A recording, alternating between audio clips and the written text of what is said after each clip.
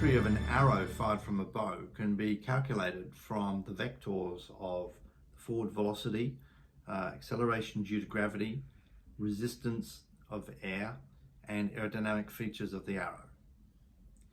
If one were to look at the trajectory of human civilization by extrapolating the last 200 years into the future, you'd see that we're heading to a catastrophic collapse for human civilization. The question is whether it is possible for there to be an intervention, an intervening technology, an intervening person, or an intervening thought. And then if that intervening thought could be thought by enough people who acted accordingly, the second question is whether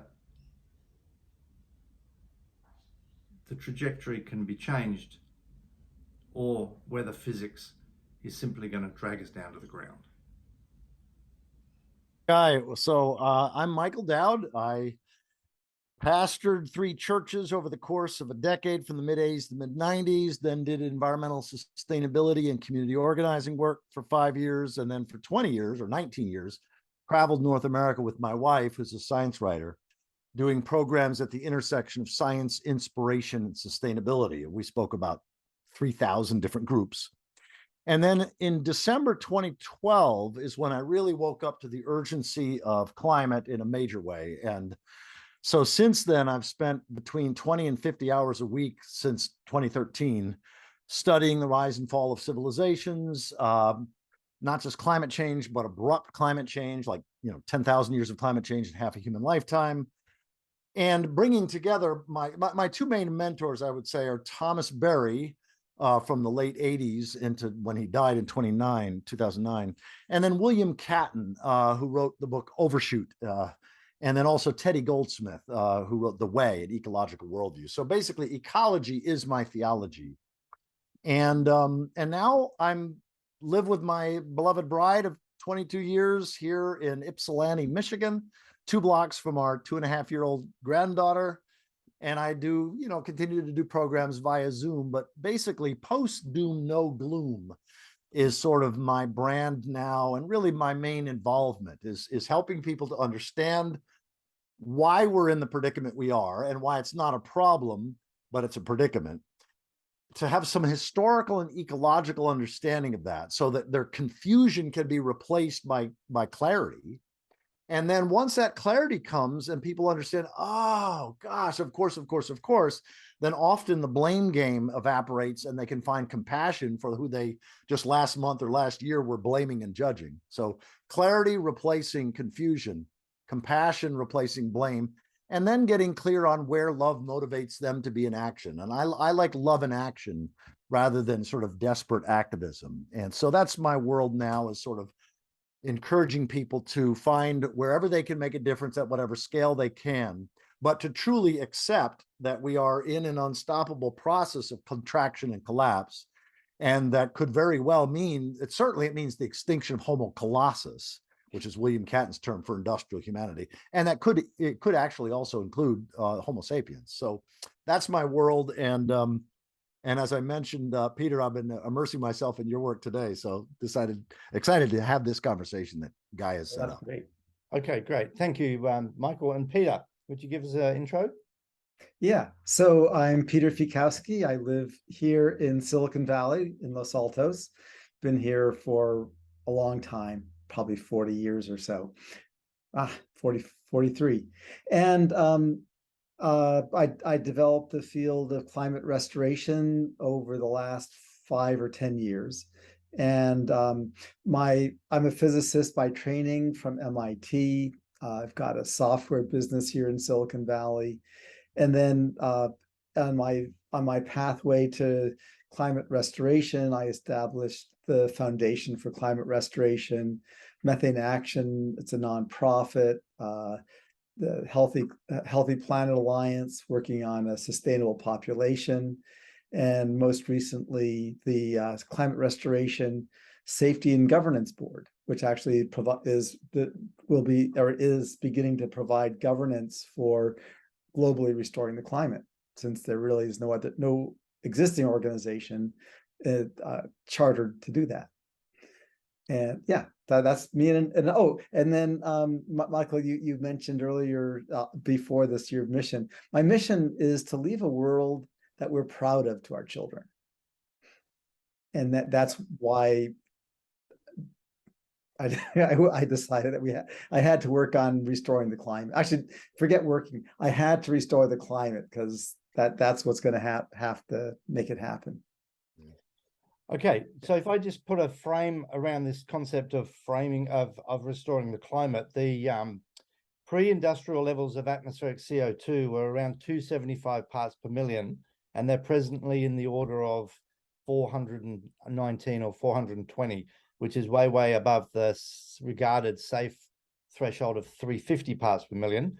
And atmospheric methane, I think, is around 30% higher than it was in pre-industrial times, and makes up around about a third of the radiative forcing of the anthropogenic gases in the atmosphere.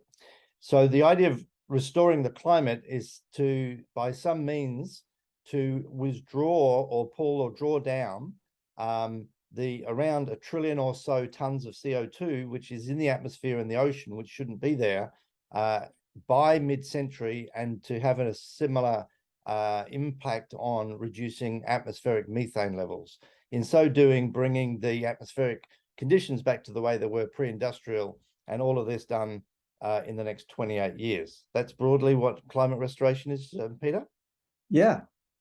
Okay, so the first question that we've got out of 3 is that even possible? Is it technically and scientifically possible? So Michael, what would your view on that be from your reading? Well, yeah, and I realized I didn't intentionally do this. I didn't mean to sidestep your question of where I am on what you called the doom, gloom, or bloom scale, in part because I rejected that that way of framing it.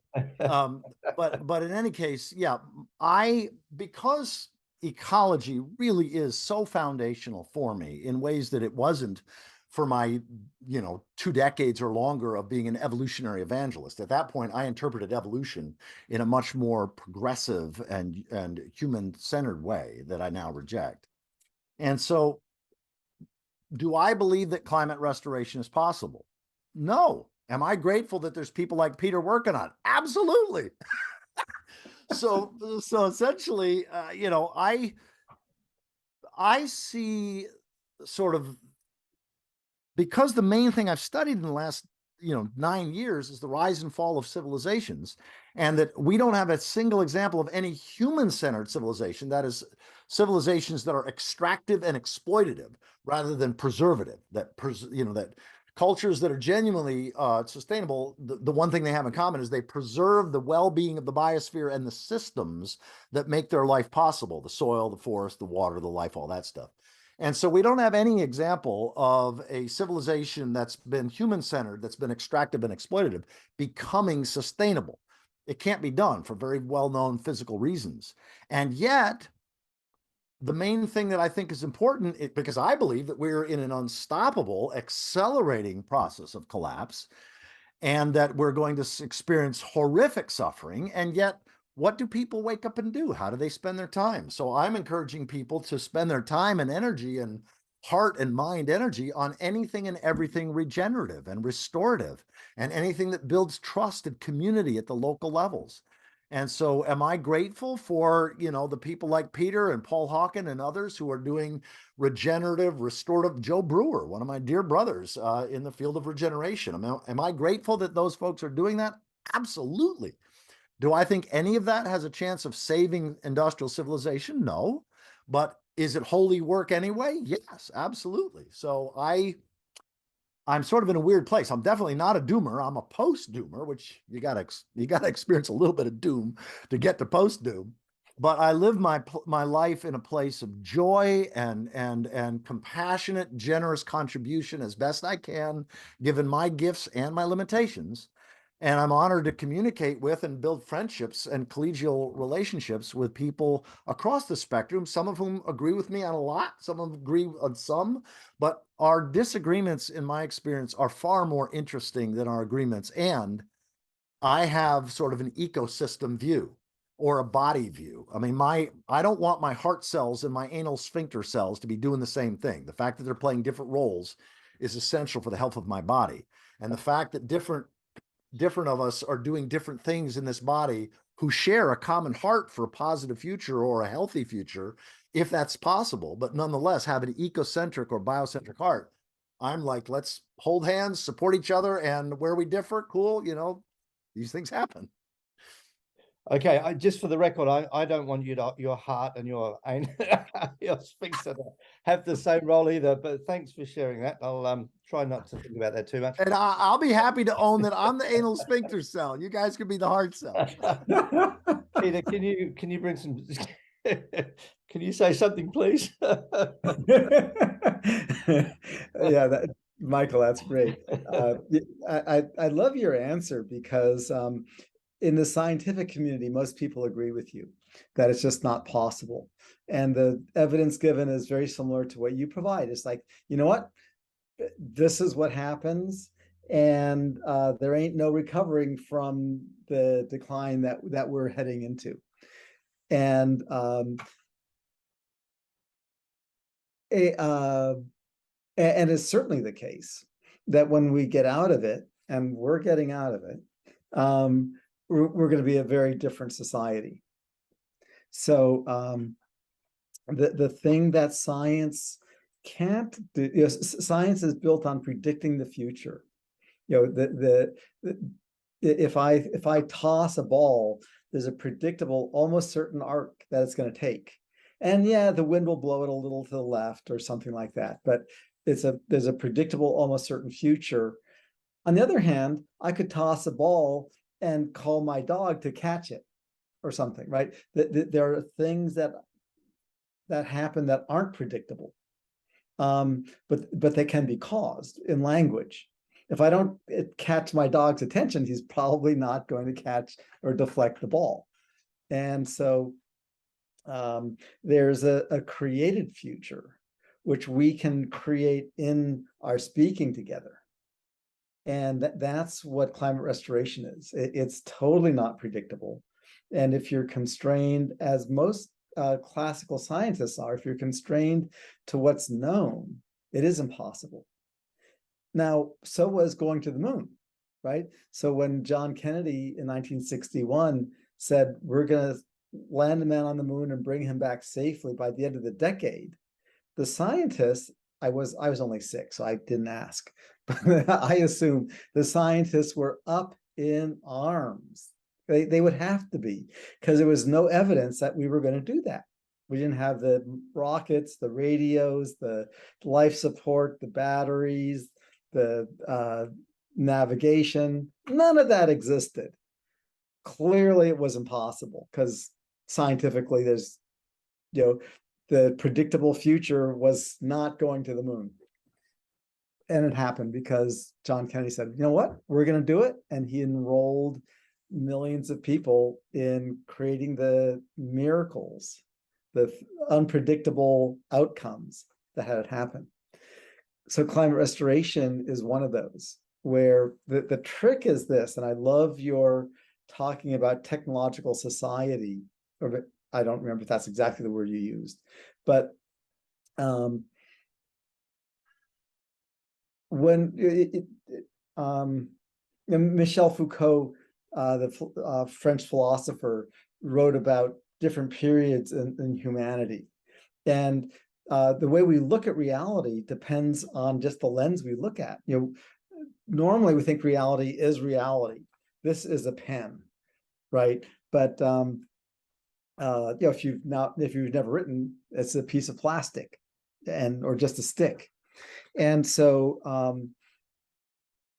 you know, in classic times, in Renaissance times, it was all about God.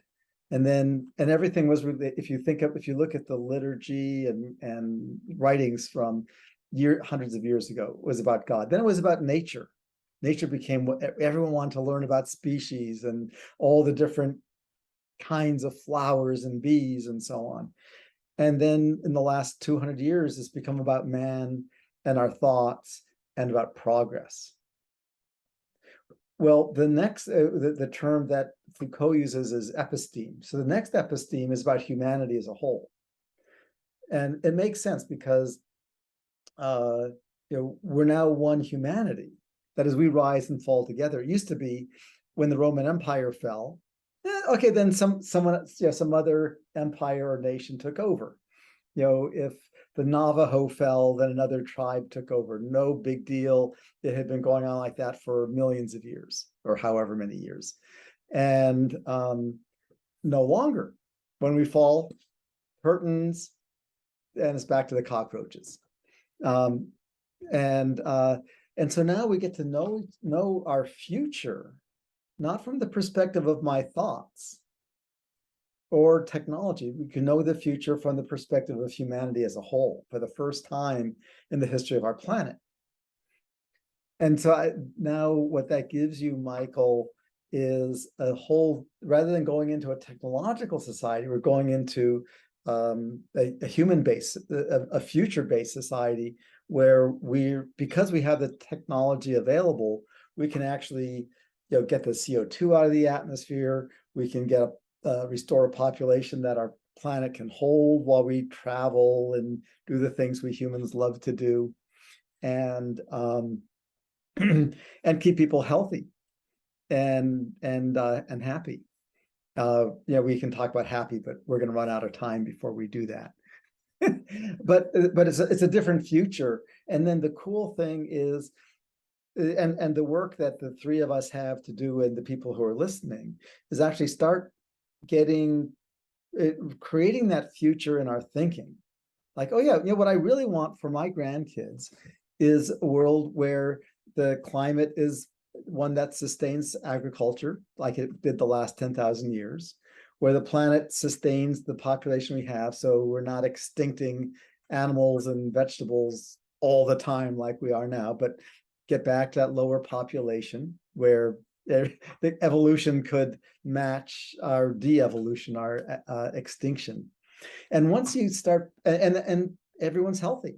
Obviously, people will get born, and they will get older, and they will eventually die. But that's part of thriving, of flourishing, that whole life cycle. And if you think of the life cycle as healthy, from birth to maturity and then withering, then you actually start seeing this future that's I think you might agree is exactly the one I want for our grandkids. And by the way, my grandson's also 2. Oh, sweet. Great. Well, thank you for all that. Guy, do you want me to respond? Because I'd like to respond, or do you have another question? No, just keep talking. Just respond. Okay, great. So while I don't share your faith or your belief about what's possible, I don't, largely because of what I've spent the last 9 years studying, which is that some of the fundamental differences between truly sustainable cultures, that is, cultures that reliably don't go into the overshoot bust pattern, the cultures that preserve the well-being of the soil, the forest, the water, the life upon which they depend with religious ferocity. And those cultures that reliably overshoot the carrying capacity, both the biological carrying capacity and the social, it's psychological carrying capacity, human nature carrying capacity, which happens in larger groups than tribes typically. And so I personally don't, what I tend to focus on, and first of all, I got to say that the piece that I align with you on very deeply is the power of language, individually and collectively, to co-create our experience of reality and to shape human intention and will. Philosophy of language. In all of my graduate and undergraduate work, my single favorite course was philosophy of language.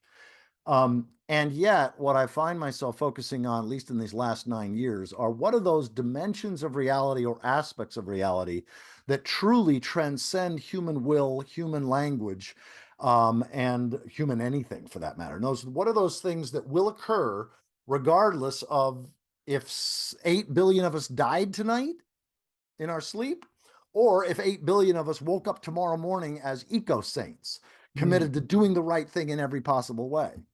What are those dimensions? And it seems to me that there are certain things that are so unstoppable now, such as the forests of the world. I think evidentially we're clearly in the great conflagration of the world's forests. We're in the great loss of the world's ice. Now, is it possible that if the kinds of things that you envision truly, if the leaders of the world and millions of people are in support of, the kinds of biomimicry, especially some of the natural or more biomimicry approach sequestration of carbon and methane that you envision, could that offset some of these things that I'm now saying are unstoppable? Possibly. I want to certainly be open to that. But I see the loss. It seems to me that we are the main thing I'd say is that we are in a situation where one of the things we learned from the rise and fall of literally scores of previous civilizations is that most people never wake up and get it. Most people stay in denial the full scale. And so I don't see a collective mass or a social tipping point or enough of the leadership and the populations of the world aligning to make the collective we, like if we do this or we do that, or if only we, I just don't see that happening. I think that's beyond the realm of possibility in terms of human psychology, given the corruption and the economic dysfunction, corruption that is always present in every collapsed civilization. Hang on one second. You'll have to edit this guy because my speaker went out and it can screw up here in just a second. So I'm going to take, it's going to take another 15 seconds. I apologize. I found this out yesterday. Meg Wheatley and I had a conversation, and I failed to realize that audio got screwed up for about a minute. Okay, I can hear you. Okay, so hopefully the audio is back on and you can hear me normal. All right. So that sense of, let me just wind this down. My sense of that climate is not our problem. It's not our biggest problem. It feels like it is, but our biggest problem is ecological overshoot. And even if we could somehow miraculously, or through the kinds of things that you're advocating in this Climate Restoration Foundation and all the great envisioned stuff that you guys are up to, and gals, even if that was possible, there are at least a half a dozen other thresholds, planetary thresholds, that we have already surpassed, in many cases a decade or two or longer, that are some of them in absolute extinction mode. And so I just don't see any way that climate restoration can transform, because we still are left with, however many billions of people or millions of people or whatever, but however many people still thinking in anthropocentric, human-centered ways, and still relying on the very drivers of ecocide and collapse in the first place. So that's why I don't share your optimism or faith, because to my mind, the burning of the world's forests, the melting of the world's ice, the deoxygenation and the acidification of the world's oceans and so forth. Some of these things are so big, so out of our control, and so already in runaway mode, that are actually beyond the kinds of scope that I've seen in terms of what you're up, or any technological, or even bionature mimicking. So that's why I honestly don't think there's a chance in hell that what you guys are up to is going to succeed. And I am a full-throated, big-hearted yes to you pursuing it with as much passion and integrity and commitment and joy as you clearly are. Yeah.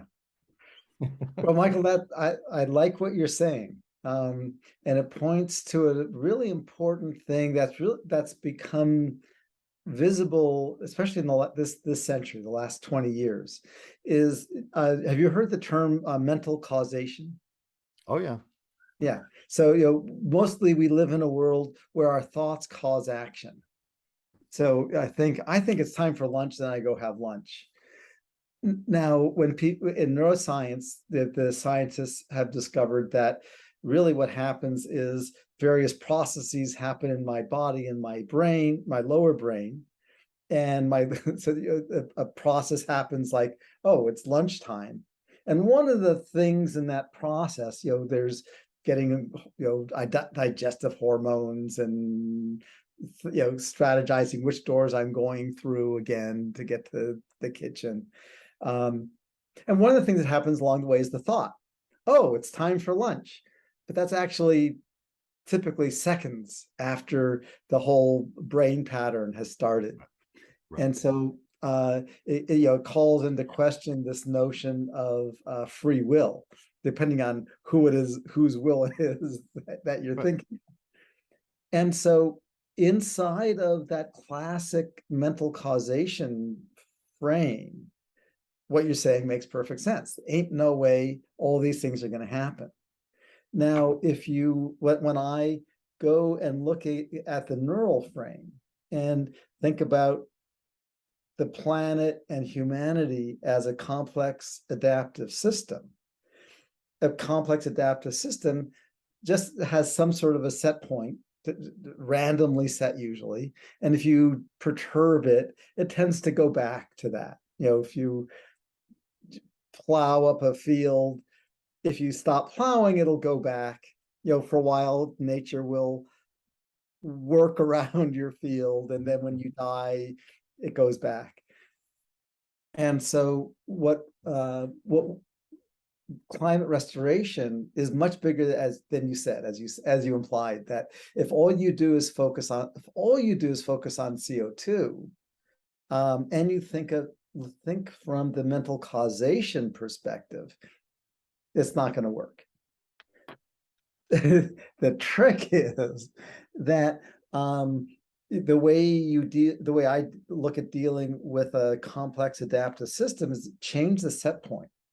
And so the three of us have done landmark courses, landmark forum. So a created future, a possible future of humanity flourishing.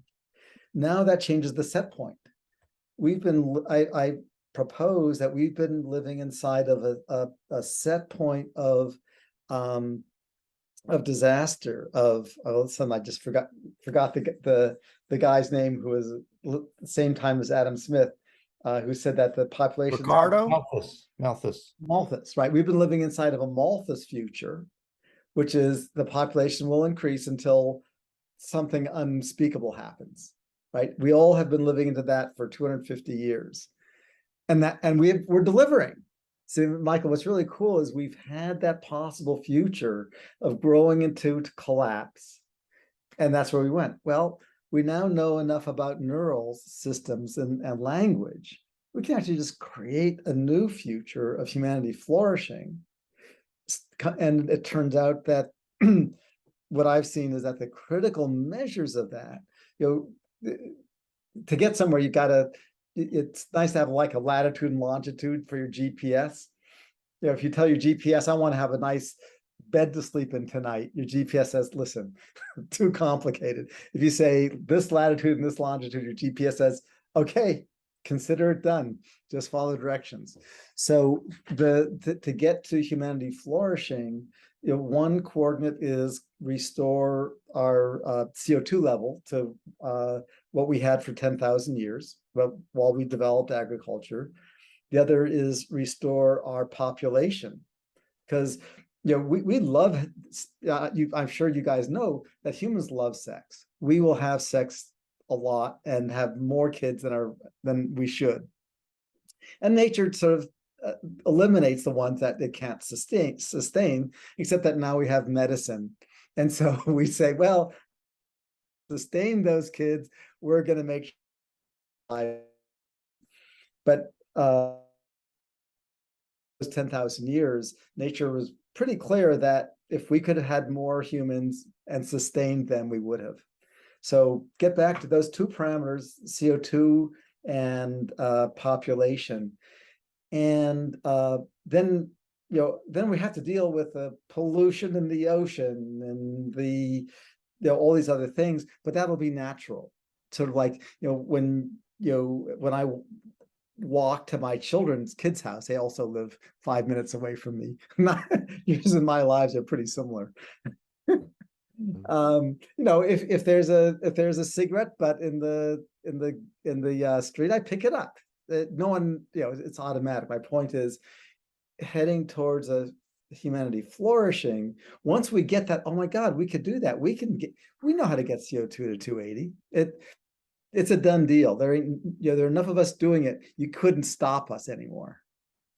Yeah, let me ask a question, because again, even though I don't share, I share your heart for sure, but I don't share your sense of what's possible, and I have a very different sense of what's impossible.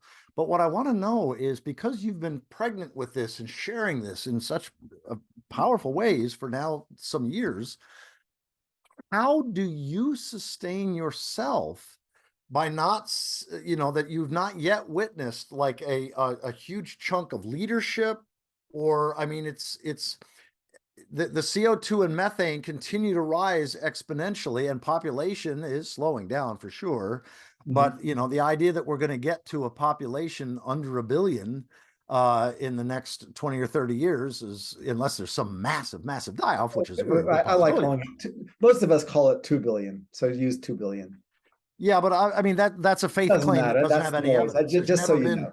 Yeah, no, I know, but there's never been 2 billion that sustainably. There's never been more than about 750 million in any sustainable sense. So I see 2 billion as a faith claim. Either. Well, Hey, I don't want to argue about the details. What I want to ask is, emotionally, how are you dealing with the fact that the people who should be getting your ideas and running with it haven't done it yet? How are you with that emotionally? Because I would imagine, if I were in your shoes, that would sometimes be frustrating or depressing, or like, oh. Yeah, it is. Sorry for a very glib answer. Yeah, sometimes it's frustrating. And then, I keep enough people around me who are excited by it, and we wake ourselves up in the morning and get to it.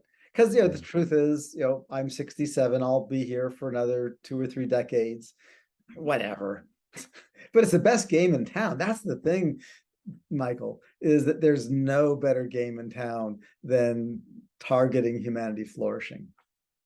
Well, I agree that there's no better game in town than being about pro-future work. For me, it goes beyond humans, because humans can thrive in ways that are extinguishing the vast majority of other species. So I don't think so. That's not a vision That's not thriving. Well, the biosphere has been in collapse for the last several hundred years, as our population has been in exponential. So that means that there's a lot of humans that have had better lives, healthier, wealthier, longer lives, precisely as what is causing the collapse and extinction of so many other species. So that's all I was getting at. Yeah. But I want to come back to, I think it is far more likely that you and everyone you know and loves, and love, and me and everyone I know and love, including my 2.5-year-old granddaughter, I believe it is like way more likely that all of us are in our last decade, or at possibly most 2 decades, because of the fragility of industrial civilization, and that few of us live on farms and don't know how to support ourselves. And when the electricity goes, I'm not even talking about something like a nuclear exchange with Russia. That's always a possibility. But I'm just talking about the fragility of techno-industrial civilization and things like, agricultural inputs in terms of fertilizer and diesel fuel and all the rest of this. I think that there's a very, very real chance, probably a greater than 50% chance, that this is the last decade for me, my granddaughter, and all of us. So when you talk about that you've got another couple decades, I'm thinking, wow, I hope he's right. I'd love to have my granddaughter live for another few decades, but I'm not sure that you're really paying attention to everything we depend upon that allows our lives to even be possible. Gentlemen, but I don't need to convince you of that. I don't want to depress you. I'm not interested in that. So that could be true. Can we, we've got 2 minutes, and then not only is your time up, Peter, but also this machine is going to stop recording. So can we just a couple of closing statements? We can come back and continue the discussion at some point. Just 30 seconds each, just to wrap up, so we can have some closure. I'll just say I admire you, Peter. I respect you. I love what you're doing. I don't hold your understanding or belief about what's possible, but I damn sure respect and admire your heart and your passion and your commitment to a positive future, not just for humanity, but for the larger body of life. And so I'm a bow of respect to that, even though I have a much more collapse accepting way of viewing things myself. Yeah, that's great. Yeah. There's a lot we don't know. And so, and there always will, thank God there always will be a lot we don't know. And so by focusing our attention on the most critical things, which is restoring the climate, restoring a sustainable population, in all likelihood, there's enough variation that things will work out. Now, and there could be a disaster and 5 billion people die, but you know what? They're going to have died in the next few decades anyway. This is not that big a deal. I lost most of my family in World War II. I wasn't born then, but people said, "Oh my God, your family was in Poland." I said, "It's okay. They would be long dead by now anyway. It's okay. That's history. Now we're moving forward. So it'll be different, but and so we focus on what's important, which is loving each other, which I think is all you're saying." But there must be alternatives. You must have some technology that could solve our problem. Your problem is not technology. The problem is you. You lack the will to change. Then help us change. I cannot change your nature. You treat the world as you treat each other. But every civilization reaches a crisis point eventually. Most of them don't make it. Yours did? How? Our sun was dying. We had to evolve in order to survive. So it was only when your world was threatened with destruction that you became what you are now. Yes. Well, that's where we are. You say we're on the brink of destruction, and you're right. But it's only on the brink that people find the will to change. Only at the precipice do we evolve. This is our moment. Don't take it from us. We are close to an answer.